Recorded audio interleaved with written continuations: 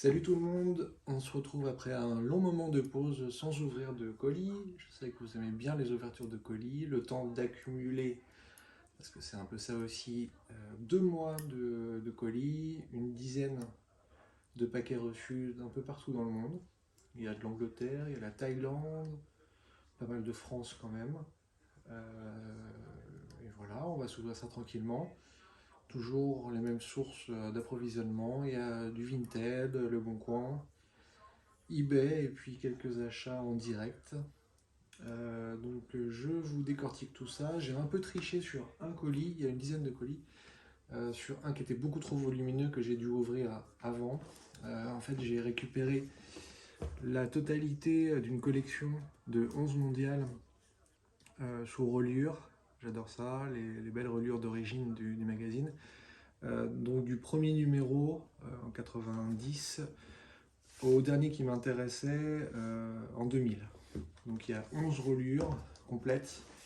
Et comme vous l'imaginez, ce qui m'intéresse principalement dans ce sujet, il y a pas mal de choses.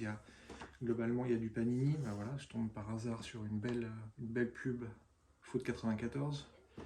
Et à l'époque, ils encartaient des planches de stickers autocollants. Voilà, pour la première dose dont on a déjà parlé plusieurs fois.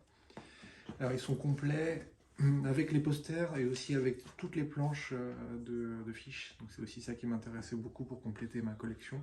Je les ai toutes déjà découpées, mais je les avais pas du tout toutes encore attachées dans le magazine. Et puis voilà, il doit y avoir des belles petites choses normalement. Je crois que celui-là, voilà, je ne l'ai pas pris par hasard. Celui-là, par exemple, encore un paquet, voilà, attaché. C'était comme ça que se présentaient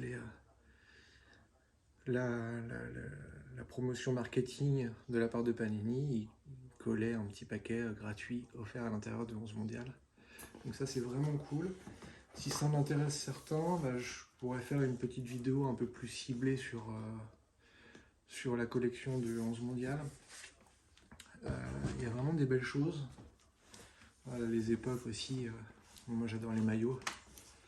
Donc, maillot de Sochaux en 90. 89 même, 89. Février 89. Là aussi, de mémoire, avec des belles planches de stickers autocollants Panini.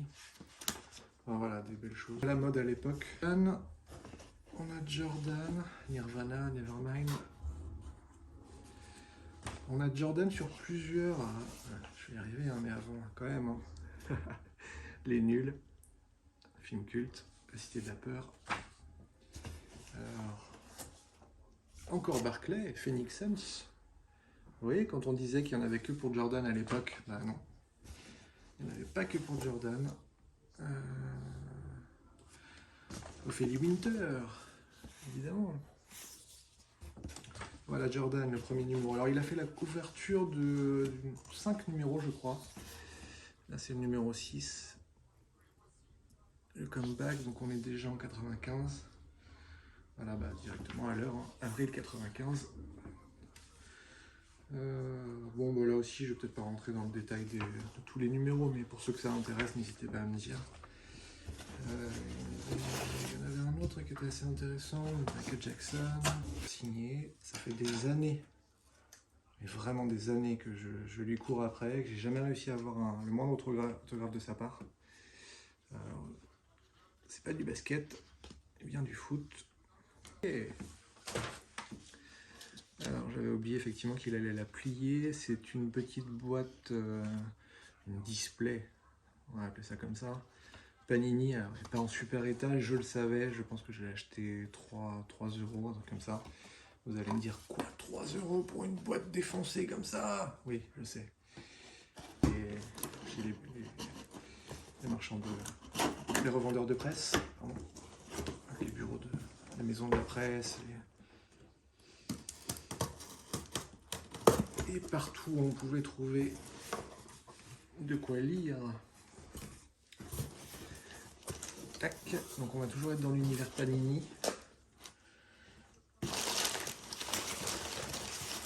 personne m'avait promis de bien emballer, elle a respecté son engagement.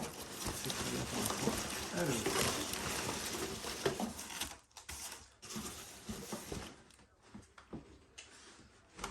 qu'est-ce que ça peut bien être?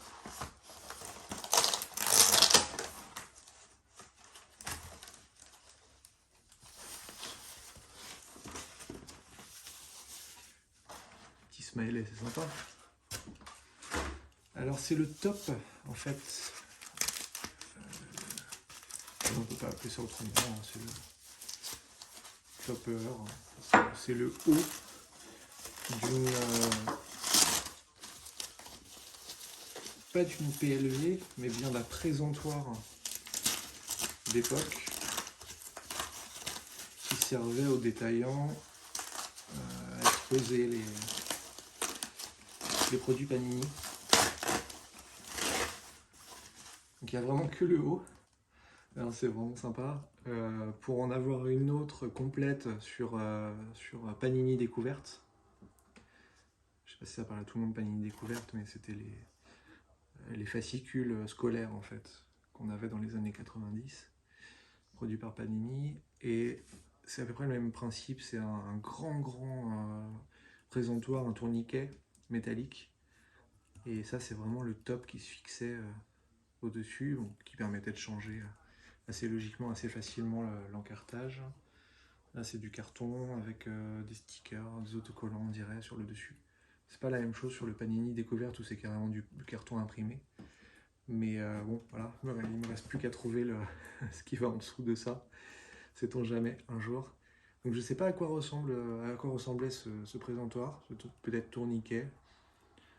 Je pense tourniquet vu que c'est du double face et j'ai jamais vu de photo, donc je sais pas à quoi ça correspondait. Vu le logo, c'est très certainement fin des années 80, milieu des années 80 peut-être même. Voilà, donc très curieux, je continue la chasse de trouver le reste, ce qui va avec, mais c'est vraiment sympa de trouver ce type de bouts de morceaux d'histoire de présentoir. Ça va plaire à ma femme ça encore, je vous le dis. Voyons voir. Qu'est-ce qu'on a ici? Alors ça, je sais plus du tout ce que c'est. Je sais plus du tout ce que c'est, qui tient dans un carton carré, un cube. C'est pas de l'informatique, c'est sûr.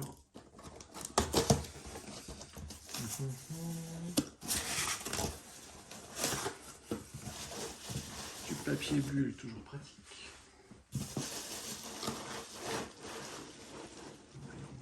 Il y a plusieurs choses, on dirait. Je me souviens pas du tout.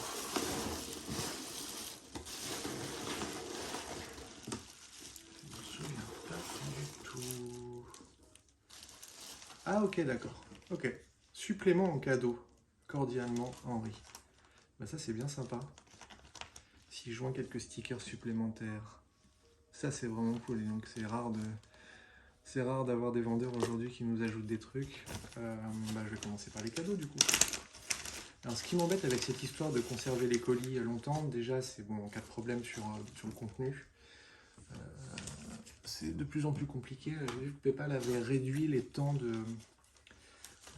alloués aux acheteurs pour ouvrir des litiges. Et puis je me suis fait avoir il n'y a pas longtemps. J'ai pas réussi à obtenir gain de cause sur un colis ayant déclaré trop tard le problème. Alors qu'est-ce qu'on a là-dedans? Ce sont des autocollants. Alors ce ne sont pas des autocollants Panini de mémoire, puisque c'est Tortue Ninja 2. Et Tortue Ninja 2, le film. Les héros sont de retour. Et c'est ce qui m'intéresse bien dans cette histoire-là, puisque c'était édité par, alors on va pas dire les concurrents de Panini, mais un autre acteur sur le marché, bien connu des fans de Dorothée et compagnie. Les éditions de Tournon, c'est une maison d'édition historique. Et il m'a rajouté quelques paquets, ce qui est vraiment très sympa de sa part. Bon, je pense que c'est quelqu'un qui avait trouvé sur eBay, c'est très certainement un brocanteur parce qu'il a vraiment beaucoup d'objets, un peu dans tous les domaines. Il avait dû trouver un gros stock et il s'est séparé de de ses paquets, de ses boîtes. Puis il n'avait pas que ça, il avait aussi d'autres collections, donc c'est vraiment sympa de sa part, vraiment très cool. Et le gros achat que je lui avais fait, donc là je crois qu'il avait listé à la fois sur eBay et sur Le Bon Coin. Et je pense que je lui avais acheté finalement sur Le Bon Coin, ce qui lui finalement l'arrangeait aussi, puisque il n'y avait pas de frais.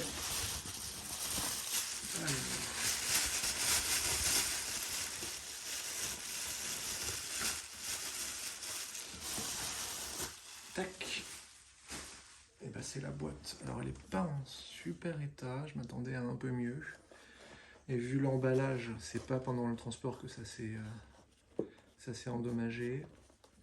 Bon, c'est pas très grave. Édité par les éditions de Tournon, fabriqué en Italie par Euroflash. Donc vous voyez, on n'est pas sur du Panini. Mais c'était bien une boîte qui valait 150 francs, qui était la version française. Et on trouve cette boîte souvent en version anglaise, si je dis pas de bêtises, mais là en version française c'est beaucoup plus compliqué. C'est même la première fois que je la voyais. Toutes les plus belles photos du film. 1 franc 50 la pochette, prix maximum. Donc vraiment très cool, un bel objet qui me servira aussi à alimenter l'iconographie du livre. Alors, qu'est-ce que je peux vous montrer d'autre? Ça. Alors ça va être à mon avis hyper compliqué à ouvrir, on verra après. Tiens, faisons celui-là. Celui-là, ça va être beaucoup plus facile. Alors ça vient d'Angleterre. Je crois me souvenir de ce que c'est. Et de mémoire, alors c'est toujours un petit peu dans le... Ça c'est vraiment... Je pensais jamais trouver ça, honnêtement. Il y a quelques mois, il y a 2-3 mois, je suis passé à côté sur Le Bon Coin. J'étais vraiment dégoûté d'une annonce vendant un de ces objets-là, un de ces emballages. Et ça, je pense que c'est le plus terrible sur Le Bon Coin, ce sont les vendeurs qui laissent leur vente, les objets vendus, donc indiqués comme vendus, qui les laissent en ligne. Je pense qu'il n'y a rien de plus frustrant. Parce que bon, sur eBay, il faut encore faire la démarche d'aller chercher les objets vendus pour se faire du mal, en quelque sorte. Mais là, quand on fait des recherches, quand on scrolle, qu'on le veuille ou non, ceux qui laissent leurs objets vendus, on est obligé de tomber dessus et ça fait très souvent très mal. Qu'est-ce que c'est? Eh bien, je vous l'ai dit à moitié, ce sont des emballages qui proviennent d'un collectionneur de Star Wars. Là, je commence à vous avoir donné pas mal d'indices. Pour la collection des petites cartes, là, vous savez, les petites cartes à jouer, les petits jeux de cartes qui étaient édités par BN. Voilà. Mais pas que, c'est ça aussi qui est intéressant. BN et Panini aussi.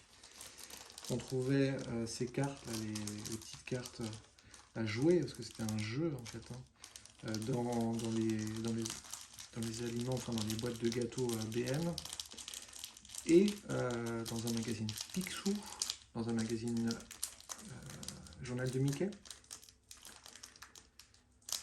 Et c'est là où c'est intéressant, c'est que la dernière fois j'avais trouvé un paquet, enfin un emballage de paquet plus précisément.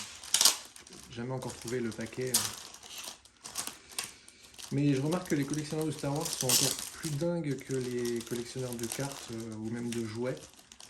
Donc je n'abandonne pas l'idée de trouver les emballages, voire même peut-être en plus que les emballages, les boîtes vraiment scellées, des paquets de BN de 1995. Donc voilà, le défi du Jedi. Donc ça, c'était l'emballage du paquet de BN. Oui, je rigole nerveusement parce que je me rends compte que, évidemment, c'est un peu frappadingue. Mais... Et oui, j'ai dit frappadingue, je suis très vieux. Voilà, donc ça, c'est vraiment très cool. Je vais essayer de le reconstituer. Hein. Voilà, vous voyez, donc il y avait le goût fraise, le goût chocolat. Et dans les mini BN, chocolat, fraise de la même façon. Et les Chocoland. Alors ceux qui ont déjà connu ça, bah, ça doit vous manquer. J'adorais les Chocoland. Celui-là est plus propre. Juin 98. Alors, juin 98, ouais, je suis un petit peu plus... c'est un peu plus récent que ce que je disais tout à l'heure, mais ça reste quand même d'un autre siècle. Et donc le reste, bah, il avait aussi listé ça que j'avais vu, que j'avais raté. C'est l'emballage l'emballage de la boîte de mini BN, où on trouve toutes les infos, voilà, Panini, carte cadeau. Ce qu'il faut aussi savoir, c'est que l'album Star Wars qui est sorti à cette époque-là, Panini, à l'intérieur, il y avait la possibilité de monter une boîte pour ranger du papier bulle. J'adore le papier bulle. C'est magique le papier bulle. Mettez beaucoup de papier bulle dans vos colis. C'est parfait.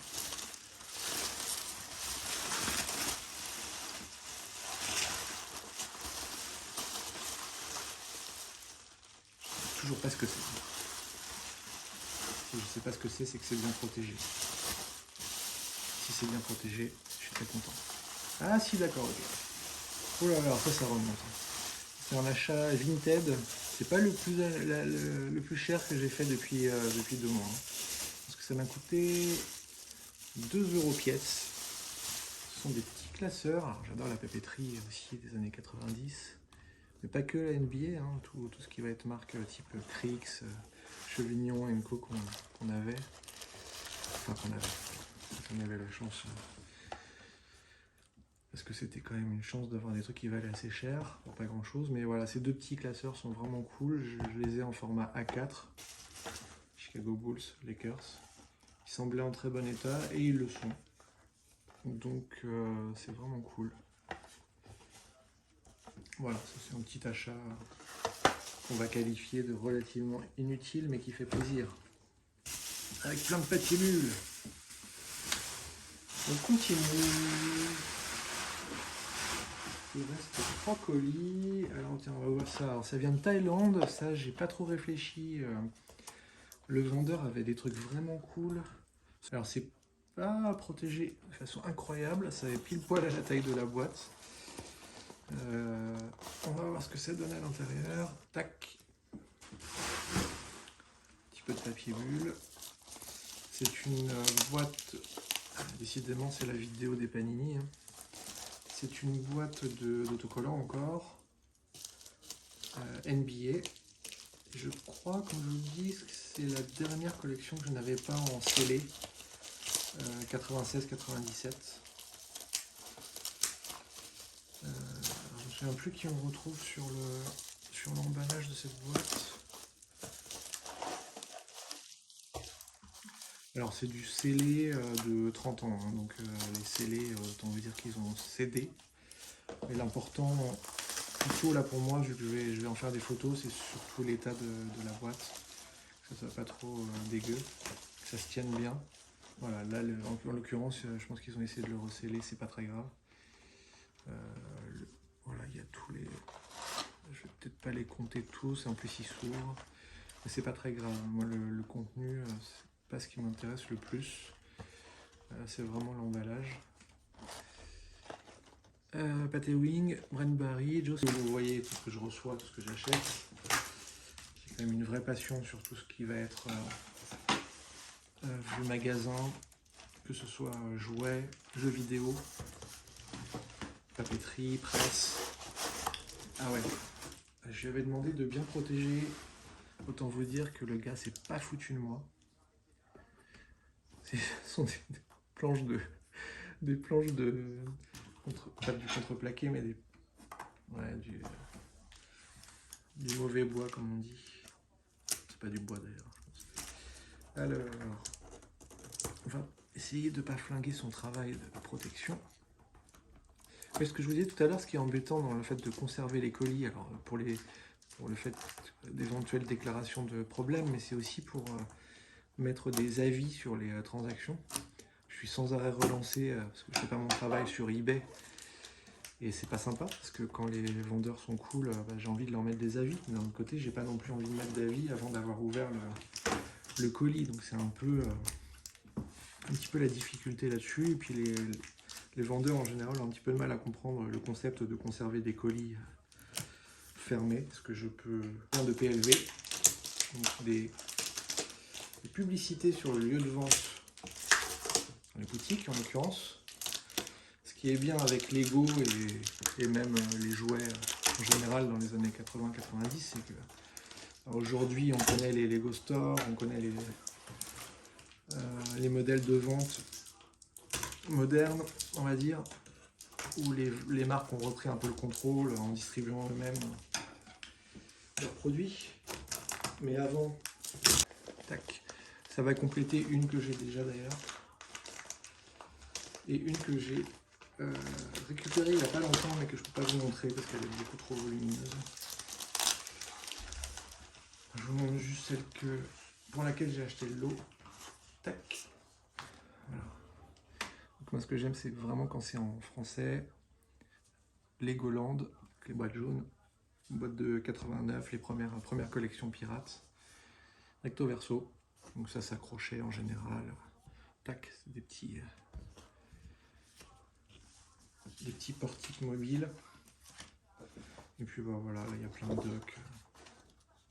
C'est sympa, parce qu'on voit que ça s'attachait très certainement à un petit présentoir. Et puis on pouvait regarder les pépites de programmation pour les plus geeks d'entre nous en 94. Ouais. Donc c'est super PLV, mais voilà. Malheureusement pour l'instant je ne peux pas trop les mettre en évidence.